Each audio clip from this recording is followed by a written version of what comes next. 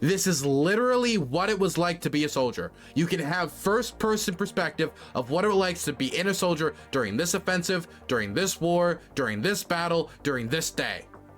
From this person's personal perspective.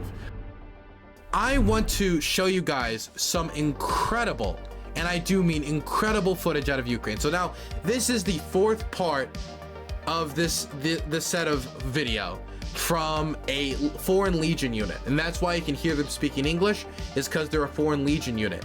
They're fighting in the Donetsk, they're just fighting in the Donbass. I think it's around the Kharkiv counteroffensive. It's around that time in the war, so that's how they're fighting. They're fighting to take back this village in the Kharkiv counteroffensive. And during this series of videos, we've seen them take out BMPs, we've seen them fight a lot of soldiers, but this is the most close combat footage between Ukrainian soldiers and Russian soldiers that I've seen through this set. And I've already watched this footage, and it is incredible.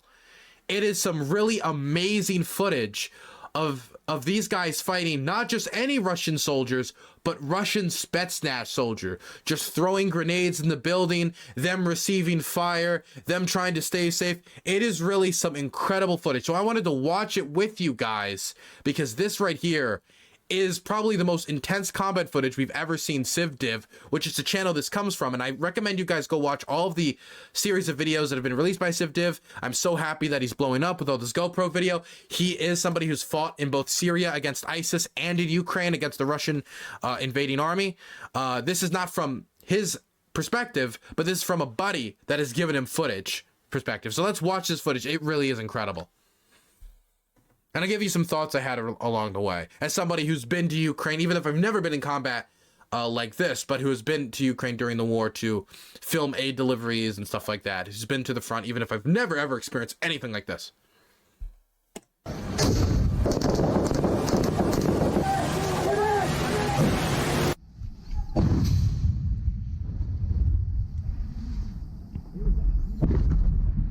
If you haven't seen part 1 through 3, check those out on my channel before for context. Okay, so I already talked about that. After my friend wearing the GoPro destroys the Russian BMP, my old team went house to house hunting the enemy dismounts. They're in the building area. Again, at this point, they're about to fight Spetsnaz. They don't know they're Spetsnaz, by the way. I do want to tell you that in advance. See on the left, there's the door open. The team leader calls him over to move up, so he passes on cover to a platoon member. At this moment, nobody knows for sure how many Russians are in the house or if it's occupied anymore. All right. Let's go. The Russian BMP to the left was taken out by a Mavic drone with a droppable munition. At least the rocket here. Yeah. Hey, they don't know that at this moment, but the Russians are less than a meter from them inside the house. Can we throw frags in there? So the house they're in right now, it has Russians in them. They just don't know this. Jabroni. Jabroni. Tearing down the door.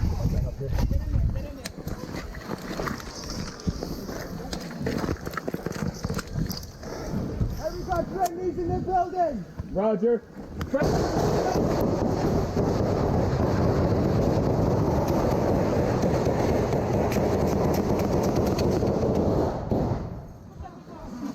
As they enter, a volley of gunfire from the Russians cowering in the corner erupts. The point man is hit. So they have a casualty. Get more rifles in here. He's hit, not dead. Disregarding their own lives, they rush to the door to help with the breaching. Any more rifles in here? Now, when I was in the Donbass, right, this is, I guess, a different part of the country that I was in, because this is during the Kharkiv counteroffensive.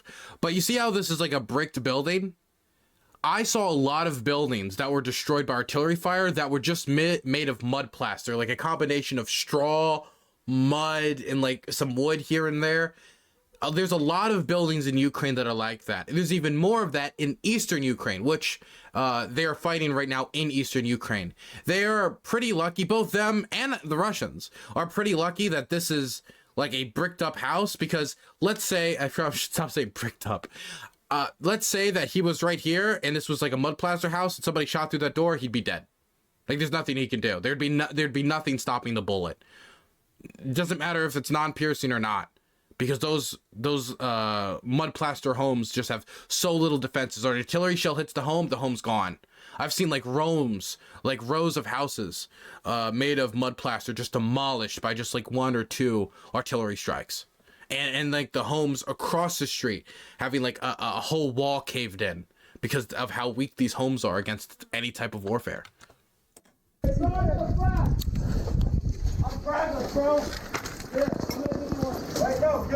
The point man crawled to an unoccupied room and is rendering self-aid. Hey, pass me one. I'm down one. I only need one.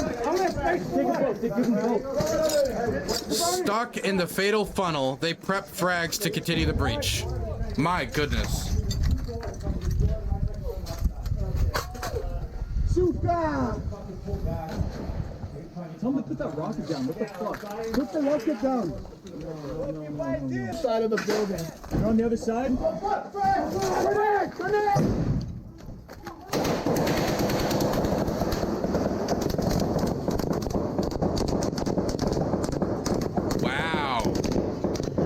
Wow.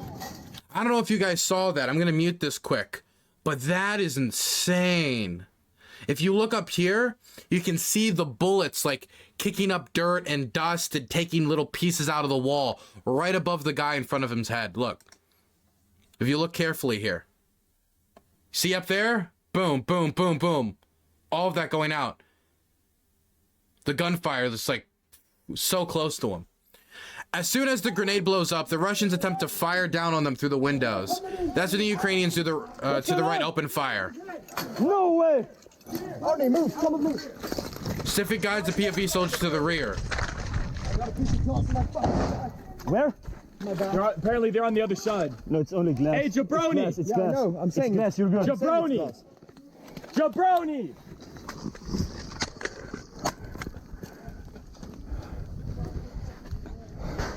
The team later stays on task, asking where friendlies are so we can start fragging windows.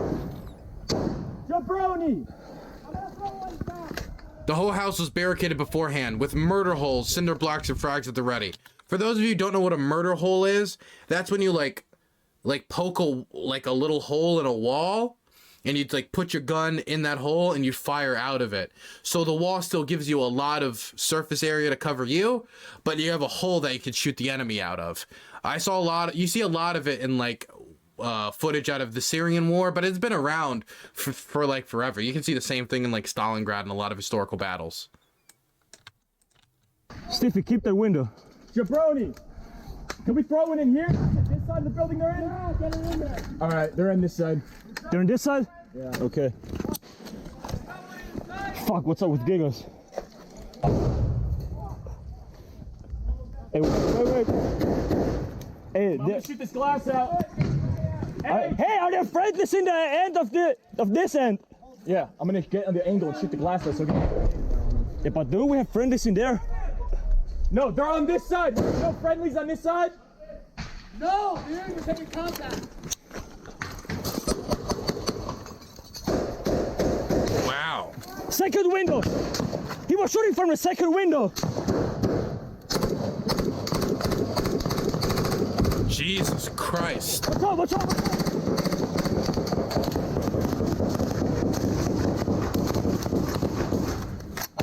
Now, the reason why they're hesitating so much, and it says this in the POV footage, is because they're really scared of friendly fire, because you can see how close they all are to the house. Fuck yeah! Fuck you, bitches! Shoot in there. Go in!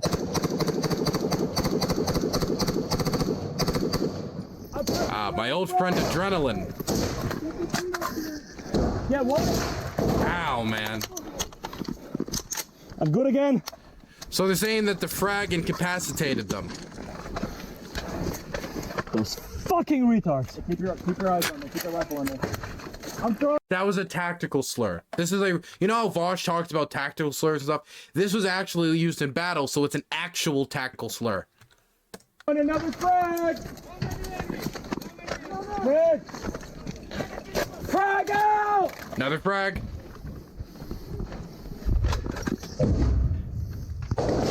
That's like the third grenade so far from them too. They're really banging this house up. Hey!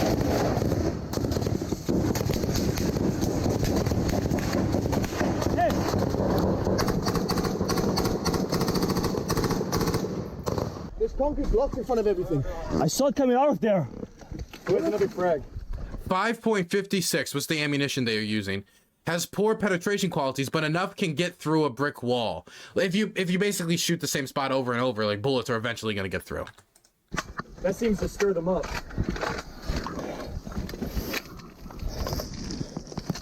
One of the things that surprised me when I went to Ukraine and I was being driven around is what you should do if you're in a car and you start getting shot at or you start getting hurt or attacked.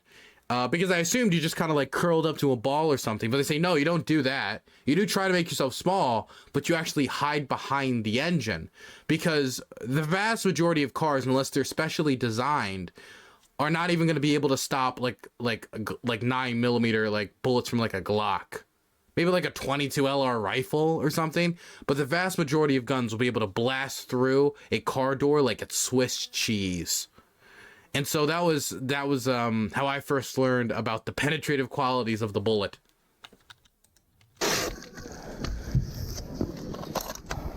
On here, shit. That's why you need air flow. It's the same reason why we also called all those cars iron coffins. Now this says high quality combat ear protection is incredibly important but isn't issued. This is in reference to, in this video, there's multiple explosions, and the person who the POV is from here, he starts having hearing issues, his ears start ringing, other people's ears start ringing. You can kind of see him say huh a few times later in the video because he's trying to communicate with people while his ears are ringing.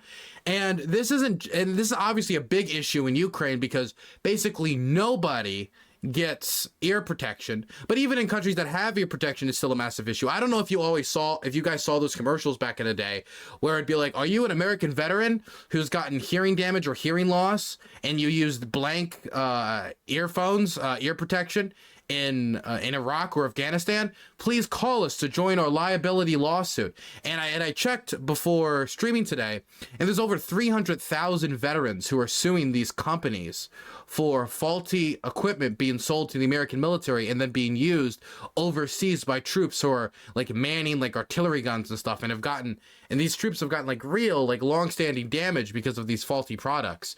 And so I mean, if that's what happens with bad ear protection, imagine what happens with basically no ear protection. You want to throw another grenade in there? Hey! On the second window from this one, do we have friendlies in there? They're all over there? All friendlies? You want to try checking those windows? Yeah. Hey! Jabroni!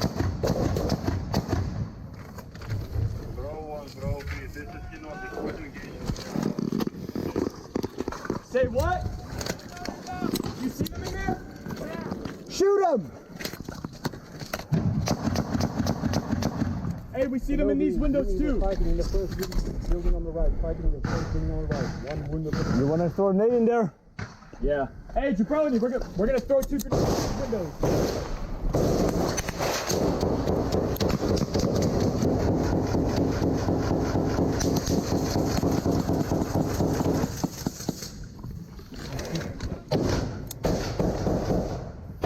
Are we good for the nades? Yeah. Which one? Which window? Movement over there. I think there's a door right here. Don't There he shoot over goes. here. No, Jabroni! All right. Cross. Cross. Huh? Cross. Prep your grenade. I got it. Prep your frag. Prep your frag.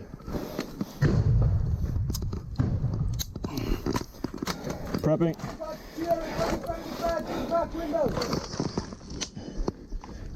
You good? Yeah, I got it. Just fucking dip your hand right in the poo-poo. He's prepping a grenade to throw through the window.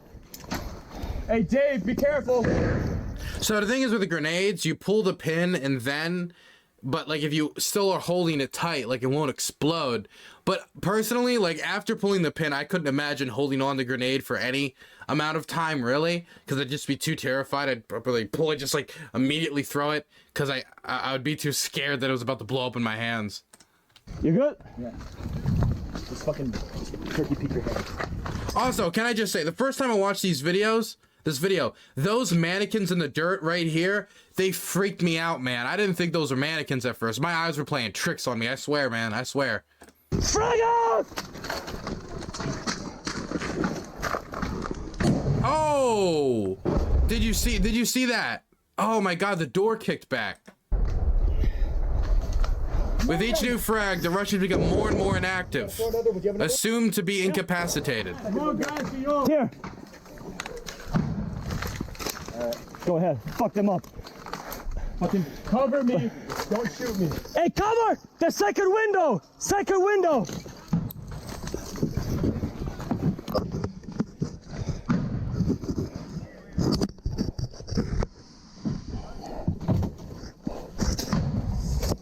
Frag out!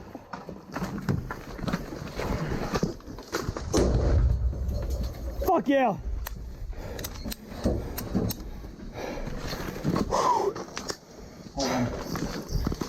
So this is a note. They will later find out that these are Russian Spetsnaz. Now that's the thing, right? Most of the time, you don't really even know exactly who you're fighting unless you're like across from them for a while and you get intelligence and you're told this. A lot of times you have no clue who's being sent as reinforcements, who's this, who's that. And so for these guys, they probably just thought these were like run-of-the-mill Russian soldiers. Or who knows who. They have no clue, really. Could you imagine, like, fighting afterwards? Like, yes, you were fighting the best of Russia's army there. Literally the best. I guess it's better that they didn't know. Because if they did know, that probably would have just made them more nervous, right? It would have made me more nervous if I had no clue they were Russian Spetsnaz than told out beforehand that they were Russian Spetsnaz. It's probably better than he didn't know. Oddly Pesky, thanks for the tier 1 of being sub for 7 months. I really appreciate it, buddy. And all the Russians were killed, huh? Damn. Dude, I cannot emphasize enough how incredible having this footage is for like modern like journalism, like modern, not only like warfare journalism, but like journalism period, like GoPro footage and like phone footage and stuff like that. Like we have so much footage and open source intel through like phone footage, but this, could you imagine if we had GoPro footage of the Battle of Stalingrad from like either German soldiers or Russian soldiers? GoPro footage from the Battle of Verdun that we'd be able to point to and say, this is literally what it was like to be a soldier. You can have first-person perspective of what it was like to be in a soldier during this offensive, during this war, during this battle, during this day. From this person's personal perspective. Obviously, they can't give you, like, the emotions and all that person feels, but like to add VR, like this is getting like as far as this can get to like reenacting and showing people what it's like to be in warfare. I mean, technology is kind of reaching the peak on that. I mean, we live in an amazing time for war journalism. This is incredible footage. This is not the first war ever where we have GoPro footage, of course, but this is the first war where we've had the amount of GoPro footage, the amount of cell phone footage, the amount of attention on this, and the amount of interest in freelance journalism on this war. And it's so good for the historical record, and I'm so happy about that. Not because of the violence, of course, but because like every inch of this war is hopefully being covered with cameras and documentation and everything. It's really, really important, and I really like it, man. This is just really incredible. I cannot emphasize enough how intellectually and like research-wise lucky we are to be able to access this footage. And people like Civdiv putting this online is doing a massive service for journalism and for the historical record. We need more people there.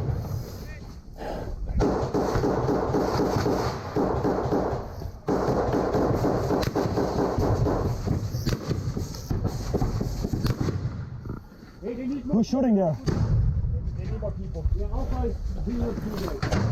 We're on the other side of the building. So the GoPro has stopped recording. 30 minutes after this, they were able to reach the injured point man and begin dragging him to a CCP. So this is the person who, during the original breach, got shot and is injured. No, I'm saying Yes, you're good. While dragging him out, an artillery round hit right in front of the doorway. Everyone you saw in the video sustained horrific injuries, and 2 Hey, I got the were left killed in window, okay? action. So 2 of those people did die, even if they did not get killed by the Spetsnaz. And everyone got injured. What's going on? No way. Arnie, move, come and move. We're on the other side of the building. Now, the rest of this video is showing injuries and stuff like that, so I'll show you what I can show you, which this is one of the images of the injuries. The video then goes on to get into some of the details, like aerial footage after the artillery shell hit and stuff like that. You can go, if you guys want to see all that stuff, you can go watch the original footage yourself for some photographs afterwards. They also talk about how these series of videos have helped the people involved in shooting this and being part of this video. They've been able to cover medical bills in part due to the money that's being raised online, and they're getting a lot of assistance from these people. They have, in the comments and replies to this video, they have PayPals for people involved, including the team leader and Stiffy, so you can go give them money directly if you wanted to help them out, since everybody was injured and 2 people died in this strike. But ultimately, I do want to say that they were successful in helping liberating this village, and they did push the Russians out. And if it wasn't for their disabling of the BMP, which was done in another video, which I do suggest you go watch, the pushing out of the Russian Spetsnaz, their annihilation of the Spetsnaz team in this building, that town couldn't have been taken back. That village could not have been taken back. They contributed to the war effort, and 2 of them made the ultimate sacrifice. And we got to see what basically was the final moments for 2 people.